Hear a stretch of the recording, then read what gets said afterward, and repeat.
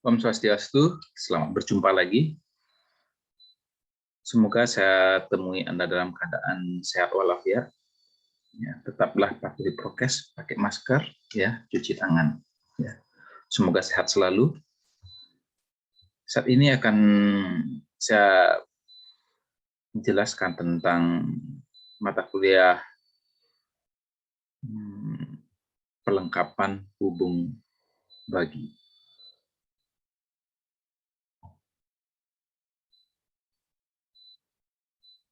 Oke, kali ini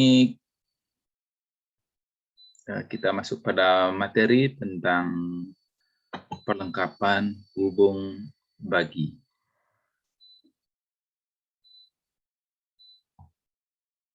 Nah, perlengkapan hubung bagi ini merupakan sebuah komponen yang sangat penting di dalam instalasi listrik, ya, yang sangat penting. Perlengkapan hubung bagi dan kontrol, ya. Di samping fungsinya untuk mengamankan juga untuk mengontrol antara incoming dengan outgoing, ya. Nama saya Dr. Insinyur Wan Jondra, ya. Saya dosen teknik elektro di Politeknik Negeri Bali. Semoga saya temui kalian dalam keadaan sehat walafiat, dalam lindungan Ida Sang Yang Widi Wasa, Tuhan Yang Maha Esa. Mari kita berdoa dulu, semoga aktivitas kita hari ini berjalan dengan lancar. Om Swastiastu, Om Triambakam Yajamaya Sugandin Bustiwa Waru Kadewa Bandana Meriti Rumbukse Mamita Om Sri Ambantu Purnambantu Skambantu Om Digayur Astu Tak Astu Astu Ya Namaswa. Oke. Kita langsung saja masuk kepada materi tentang PHBK. Ya. Ada 3 poin penting dalam PHBK. Ya. Yang pertama adalah incoming, di mana incoming ini adalah sumber energi listrik yang masuk kepada perlengkapan hubung bagi dan kontrol tersebut atau PHBK. Ya, ini. Jadi ada sebuah energi listrik disuplai ke sini atau mungkin beberapa, ya. Bisa saja 2, ya, misalnya dari sumber PLN dan sumber dari genset, atau bisa juga 3, PLN, genset, PLTS gitu misalnya. Apalagi sekarang sudah ada PLTS on grid, ya. Jadi ketika siang itu PLTS menyuplai energi listrik dialirkan ke sistem langsung digunakan, ya. Nah, yang pertama ini di sini ada masuk ke incoming terminal, ya, melalui kabel, ya. Dari kabel incoming, ya, sumber tegangan masuk ke incoming terminal. Kemudian dari PHBK ini juga akhirnya sumber energi listrik, ya,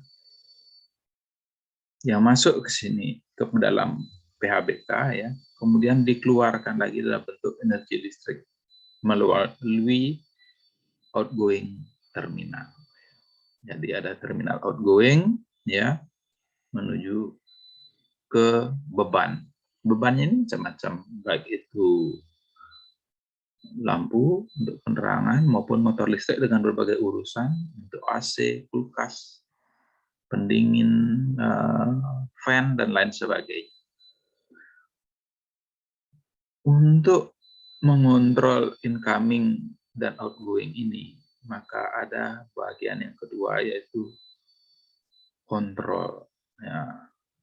Dalam kontrol ini ada wiringnya, ada pengawasannya, instalasinya, ada komponen kontrolnya, macam-macam di sini. Ada mungkin dia relaynya ada overload relay, thermal relay, ya.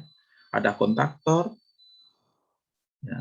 Atau mungkin altivar atau speed driver, ya. Kemudian ada komponen proteksi, macam-macam ini komponen proteksinya.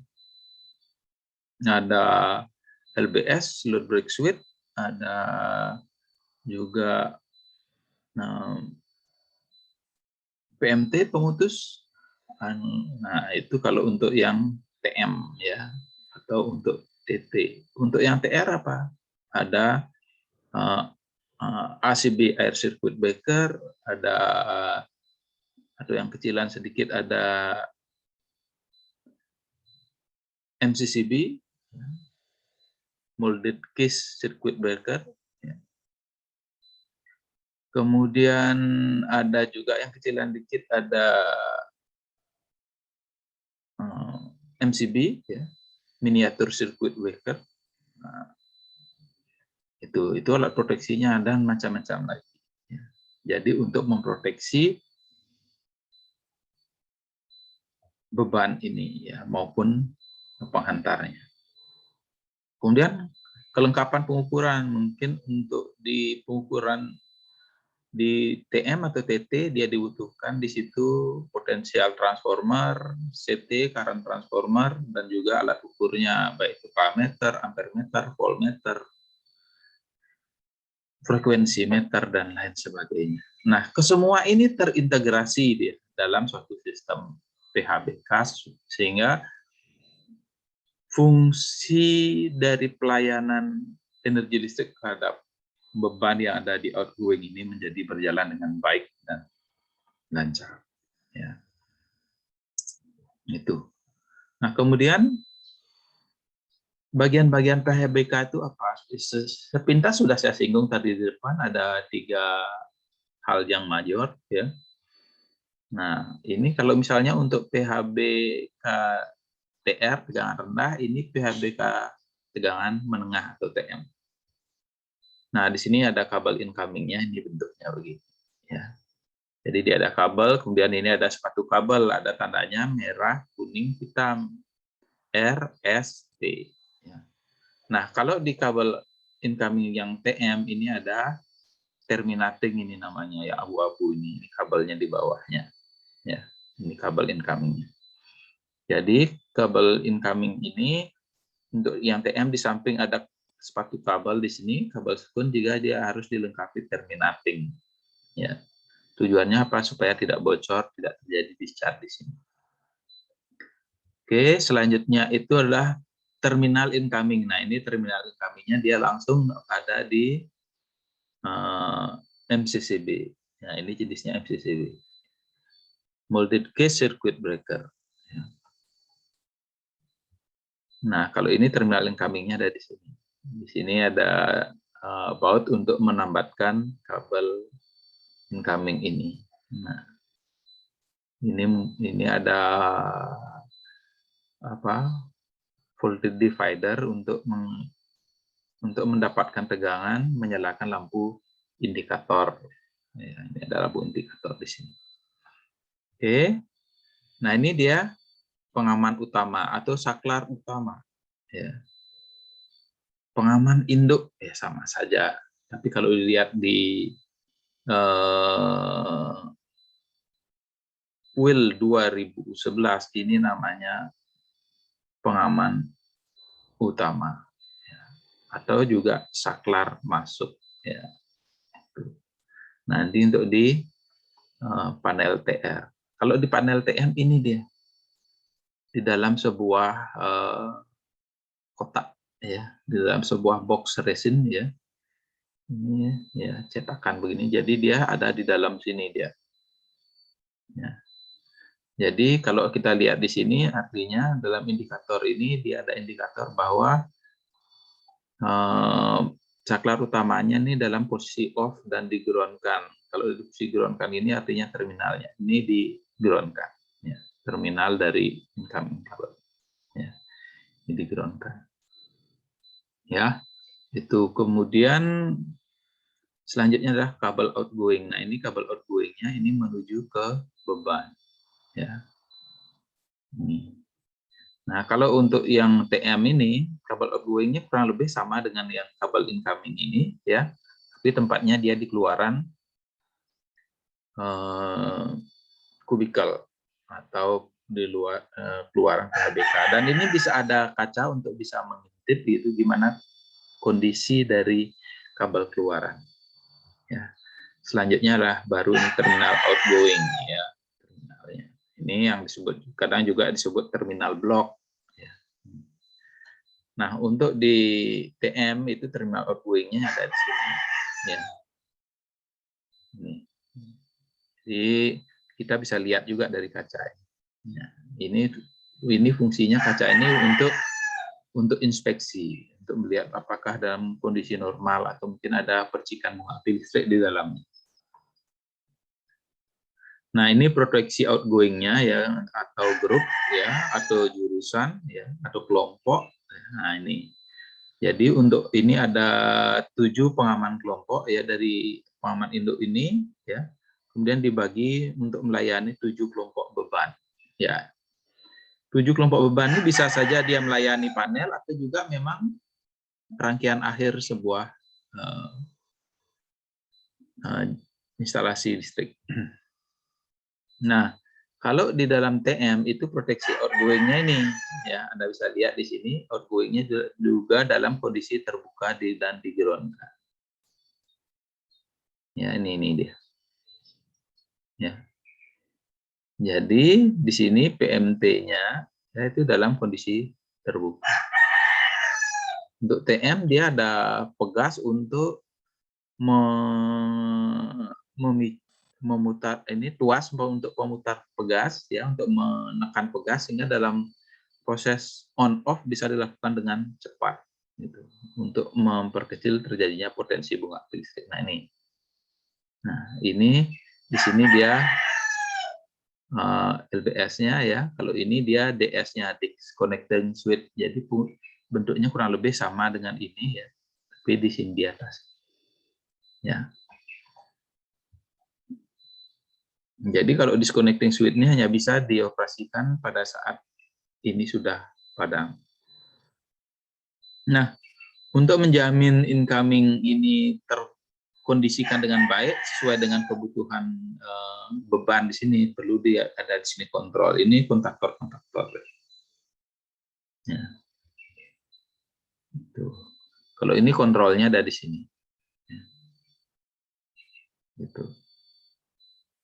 Komponen kontrol ada di sini di bagian panel tegangan rendah.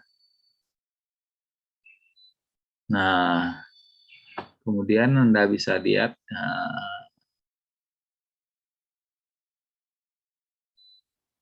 oke. Nah, terminal outgoing sudah ya. Nah, ini bagian pengukuran ya. Kalau di TR kita butuhkan CT-nya bisa dilihat di sini ya. Ini ada current transformer, jadi pengukurannya tidak langsung ya.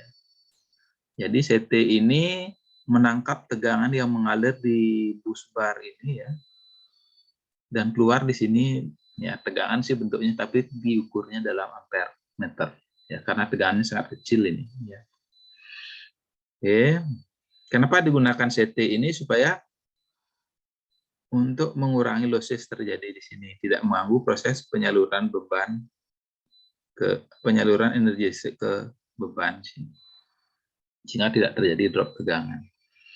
Nah, di sini alat ukurnya ya, ini ampere meter kWh meter biasanya. Untuk ini sudah built-in, bisa dilihat energinya, dayanya, frekuensinya, postingnya, ya, arusnya, semua bisa dilihat di sini.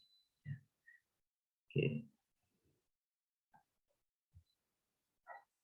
Nah, ini namanya busbar. Jadi ini busbar ini ada batang tembaga. Ada 3 ya, R, S, T. Ya. Biasanya ada satu lagi busbar untuk netral. Tahu di sini kurang jelas kan fotonya. Biasanya dia di dekat-dekat sini untuk busbar netral dan busbar ground. Nah, kalau untuk TM ya, dia busbarnya ada di sini. Nah, ini busbarnya. Ya. Jadi busbar TM itu ada di sini.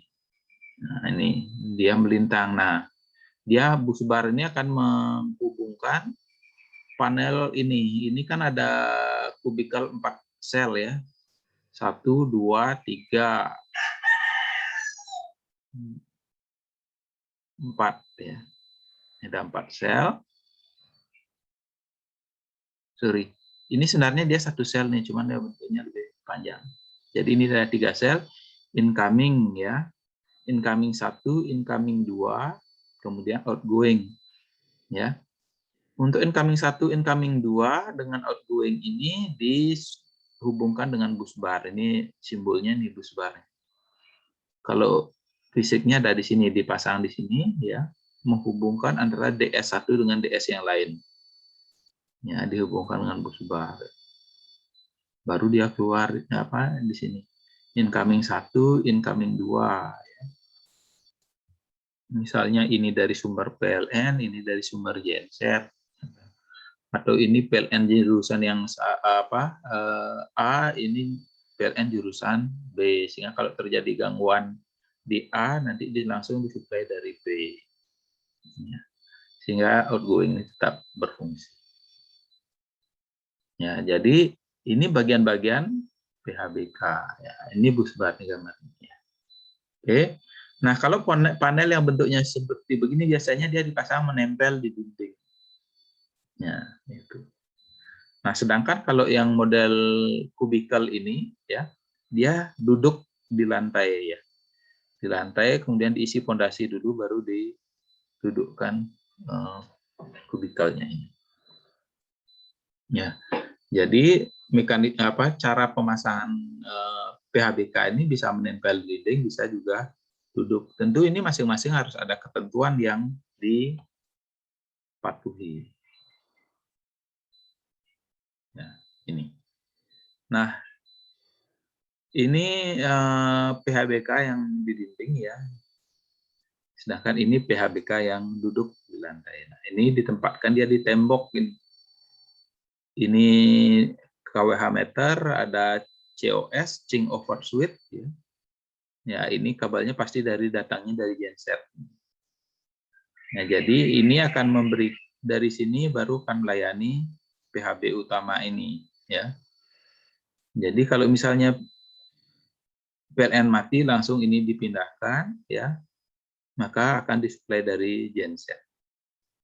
Nah, ini dia yang contoh yang PHBK yang nempel di tembok. Sedangkan kalau yang duduk di lantai, dia biasanya dilengkapi dengan fondasi. Nah, baru kemudian PHBK ini didudukkan di sini. Konstruksinya ini kan kebetulan ini dilihat konstruksinya ini bahannya logam, ya. Ini juga plat logam, ya. Itu. Plat logam, ini juga plat logam, ya. Jadi ada konstruksinya. PHBK itu kan seperti yang sudah dijelaskan di dalam buku ajar, bentuknya macam-macam, bisa logam, bisa juga non logam, misalnya plastik, gitu ya. Atau bisa juga fiberglass, gitu ya, untuk daerah-daerah tertentu. Nah, ini cara penempatan PHBK. Macam-macam PHBK itu apa? Karena kalau dilihat dari sisi fungsi, PHBK itu ada PHBK utama. Jadi yang utama menerima energi listrik dari sumber utama, mesti misalnya dari PLN, ya, atau mungkin karena dia pembangkit sendiri, dia punya dari PLTS masuk ke sini, atau PLTA dia langsung masuk ke sini. Nah, tuh. PLT mikrohidro lah, PTLMH gitu ya. Nah, ini merupakan panel utama. Ya. Kemudian ada fungsi berikutnya, dia merupakan PHBK cabang. Ya, PHBK cabang ini dia fungsinya setelah PHBK utama. PHBK cabang ini dapat dia langsung menyuplai rangkaian akhir, ya, baik itu untuk penerangan, stop kontak maupun motor-motor listrik.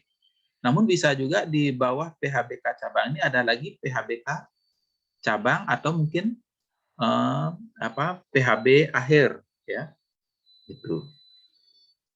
Nah, jadi bisa berantai di sini PHBK. Nah, Ini PHBK utama, PHBK cabang. Nah, kalau di sini ada lagi ya sub cabang, ya.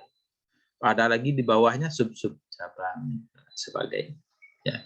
Jadi itulah macam PHBK berdasarkan fungsinya, fungsi utama atau sebagai fungsi percabangan. Selanjutnya macam PHBK dilihat dari sisi tegangannya. Nah, ini merupakan PHBK tegangan rendah, ya, TR.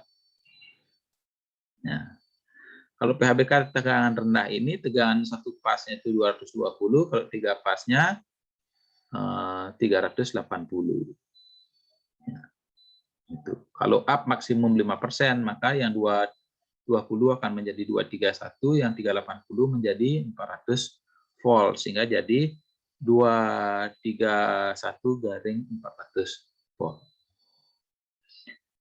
Nah, kalau ini adalah tegangan menengah, PHBK tegangan menengah. Untuk tegangan menengah ini biasanya di Indonesia ini, kalau dulu ada 6 kV, sekarang sudah nggak ada lagi, ya. Untuk tegangan menengah itu menggunakan sistem 20 kV. Kalau dia naik 5% berarti 21 kV. Nah, ini berdasarkan tegangan macam-macam PHBK berdasarkan tegangan. Nah, ini untuk PHBK tegangan tinggi, ya. Ini di GIS, Gas Insulated Switchgear. Nah, ini juga sama. Kalau tadi ini ada incoming outgoing untuk TM, tegangan tinggi juga ada incomingnya, ada outgoingnya. Nah, ini ada outgoing yang masih spare, ya, masih cadangan yang belum digunakan. Nah, kalau ini yang kan tertutup ini. Kalau misalnya, tentu ini sangat mahal karena di dalamnya ada gas SF6, ya, sehingga dia cukup kecil. Coba bayangkan kalau dia terbuka akan membutuhkan lahan seluas ini, gardu itu. Ya, itu ya. Mungkin satu, kalau kita lihat di sini ada satu LBS gitu, atau PMT. Untuk satu PMT pasar RST aja sudah menghabiskan tempat sama luasnya dengan incoming outgoing untuk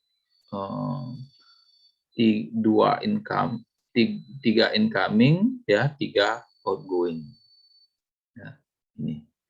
Jadi keuntungannya untuk menggunakan yang tertutup ini adalah lahannya tidak banyak digunakan. Ya, kelemahannya ya mahal. Tuh. Ya, jadi ini macam-macam PHBK dapat dibagi menjadi berdasarkan fungsi dan berdasarkan tegangan. Nah, PHBK itu alat pengaman, tentu dia akan berfungsi sebagai pengaman apabila dia ditempatkan, dioperasikan sesuai dengan persyaratan-persyaratan. Ya, tuh. Nah, jadi PHBK ini dia akan berfungsi dengan baik atau aman, ya. Jadi dia sebagai sebuah pengaman dia harus dalam kondisi aman. Nah, sehingga dia aman dari apa? Nih, aman dari cuaca, baik itu hujan maupun petir, ya. Kalau petir biasanya di sini ada arresternya. Ya, kemudian ada groundnya. Dari hujan maka dia harus didesain gimana supaya dia tidak kehujanan, dia harus ditempatkan di dalam ruangan, ya, di bawah atap. Kemudian kalau di tempat umum, ya, dia itu paling rendah diletakkan 1,2 meter dari lantai. Sedangkan untuk di rumah tinggal minimal dia 1,5 meter dari lantai. Tujuannya apa? Supaya PHBK ini hanya bisa dioperasikan oleh orang-orang yang mengerti tentang listrik. Ya, tentunya orang yang sudah memahami, sudah mempelajari. Ya, hanya itu yang boleh mengakses. Nah, makanya dia dibuat tinggi, ya, supaya hanya orang-orang dewasa lah yang memungkinkan untuk menjangkau PHBK ini. Nah, kalau anak-anak seperti begini tidak boleh, makanya dia dibuat harus tinggi, ya, sehingga anak-anak tidak bisa menjangkau. Ya, itu sangat berbahaya kalau anak-anak sampai menjangkau di sini. Ya, Nah, dengan demikian dia ada persyaratan untuk pemasangan PHBK ketinggiannya dari lantai. Ya. Nah, PHBK itu juga harus ditempatkan bebas dari barang material-material yang lain. Misalnya ini almari. Kalau misalnya ini PHBK, kemudian ada almari, dia harus diberi jarak yang cukup. Ya, untuk TR ya, kalau ini PHBK-nya TR, dia minimal 0,75 meter. Sedangkan kalau ini PHBK TM untuk kubikel gitu misalnya minimal dia 1 meter. Kalau TT minimal 2 meter. Tujuannya apa? Supaya PHBK ini aman. Baik pada saat dioperasikan maupun pada saat gangguan. Bayangkan kalau lemari ini letaknya nempel dengan PHBK ini di sini. Ya. Maka pintu ini ketika dibuka dia akan menghalangi PHBK ini. Ya, kalau pintu almari ini dibuka dia akan menghalangi PHBK ini. Ya. Itu. Nah, makanya ini dia harus dikasih jarak yang cukup. Kalau misalnya pintu ini menghalangi, tiba-tiba terjadi gangguan, ya, konsleting gitu. Ketika orang mau mengakses ke sini atau ada orang kesetrum gitu, orang mau mematikan pengaman di sini, tapi terhalang oleh pintu almari ini, itu akan mengganggu. Jadi proses eksekusi akan menjadi lebih lama. Kalau eksekusinya lebih lama, otomatis dampak yang ditimbulkan oleh gangguan itu akan semakin serius terhadap peralatan maupun terhadap orang yang tersengat listrik. Nah, bagaimana kalau ada bagian yang bertegangan terbuka? Nah, PHBK ini harus dibuat dengan jarak khusus. Ya. Minimal 1,5 meter dengan bagian bertegangan terbuka. Nah, ini ya untuk TR ini. Ya. Jadi itu. Jadi PHBK ini sebagai sebuah pengaman, dia juga harus aman baik saat dioperasikan maupun pada saat gangguan maupun pada saat dia dipelihara.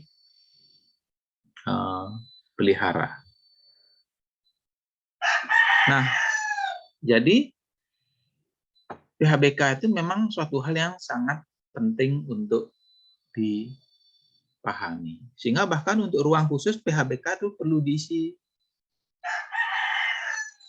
tanda label ruang PHBK utama. Sehingga di atas pintu perlu diisi tulisan begini, ya, ruang PHBK utama. Sehingga kalau terjadi kebakaran itu orang untuk mematikan listrik sudah langsung masuk ke ruangan PHBK utama untuk mematikan induknya. Sehingga kebakaran tidak semakin parah. Nah, bagaimana jika kondisi-kondisi ini tidak terpenuhi sehingga Anda dilanggar, ya, terjadi pelanggaran terhadap ketentuan-ketentuan ini? Maka PHBK-nya harus didesain khusus sesuai dengan kondisi di mana dia ditempatkan. Nah, ini contoh dia PHBK desain khusus ya, ini untuk outdoor ya. Ini Anda bisa bayangkan ini diletakkan di taman ya. Ini PHBK-nya. Nah, kalau dia misalnya hujan, ini sudah terlindungi atap. Ya. Karena letaknya rendah, dia hanya bisa diakses kalau orangnya bawa kunci. Sehingga hanya orang yang berwenang lah yang bisa membuka PHBK ini. Ya, itu. Jadi memang desainnya harus khusus karena dia ini satu rendah, kedua di ruang terbuka. Gitu. Namun yang namanya komponen ini kan tetap butuh sirkulasi udara, maka dia tetap disiapkan ventilasi yang arahnya ke bawah. Ya, sehingga kalau hujan, airnya justru tidak masuk ke dalam panel atau PHBK. Nah, ini kan contoh nih yang PHBK di taman. Kalau misalnya di PHBK di gardu tiang gitu misalnya, gardu portal, nah ini dia. Juga desain khusus untuk outdoor. Dia ada kuncinya. Sehingga hanya orang yang petugas PLN yang bawa kunci lah yang berhak, yang bisa mengakses isi di dalamnya. Ya. Baik itu untuk mematikan pengaman utama, ya, maupun untuk mencabut MTVS untuk pengaman jurusan. Jadi itu luar biasa. Jadi ini Anda tidak boleh sembarangan untuk menempatkan panel atau PHBK ini. Ya. Jadi desainnya harus menyesuaikan di mana PHBK tersebut ditempatkan. Nah, beda halnya kalau yang ini. Ini TR, sedangkan di sini ada TM, ya, tegangan menengah untuk trafo. Maka dia harus kasih pembatas, pagar pembatas antara TM dengan TR. Dan ini tentu harus ditempatkan di sebuah ruang khusus kalau yang model begini. Ya. Nah, ini contohnya. Jadi, kalau dia rendah seperti ini, tidak dapat memenuhi 1,2 meter atau 1,5 meter untuk di tempat umum, di 1,5 meter di rumah, atau 1,2 meter di tempat umum, maka dia PHBK itu harus ditempatkan di ruang khusus yang disiapkan, hanya pintu khusus untuk ke ruang panel ini. Jadi orang yang masuk ke ruangan ini, membuka pintu ini hanya untuk tujuan mengakses panel.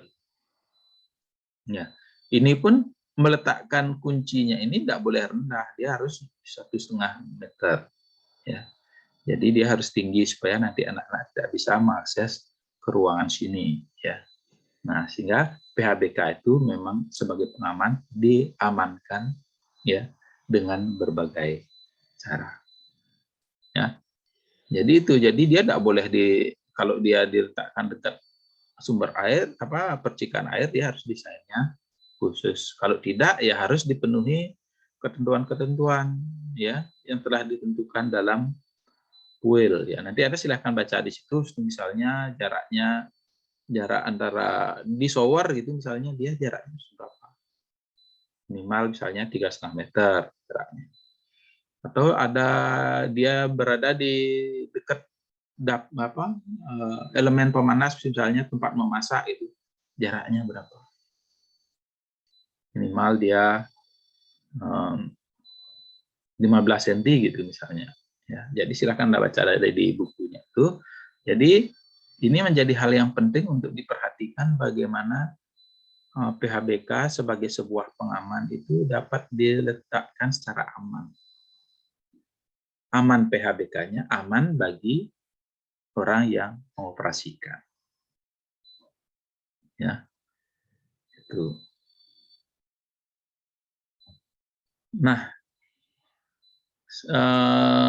demikian materi saya tentang PHBK ini. Namun saya ingatkan bahwa ada beberapa hal lain yang perlu diperhatikan dalam PHBK ini. Sebenarnya untuk pengaman utama, dia punya ketentuan khusus. Ya, jadi setiap PHBK minimal terdiri dari satu pengaman utama. Kalau dia terdiri dari dua sumber yang berbeda, dia harus terdiri dari dua atau tiga, ya harus tiga pengaman. Ya. Jadi itu, jadi harus ada sebuah pengaman utama di dalam sebuah PHBK. Ya, jadi saya kira itu yang bisa saya jelaskan. Terima kasih atas perhatiannya. Saya tutup dengan Parama Santi Om, Santi, Santi, Santi, Om.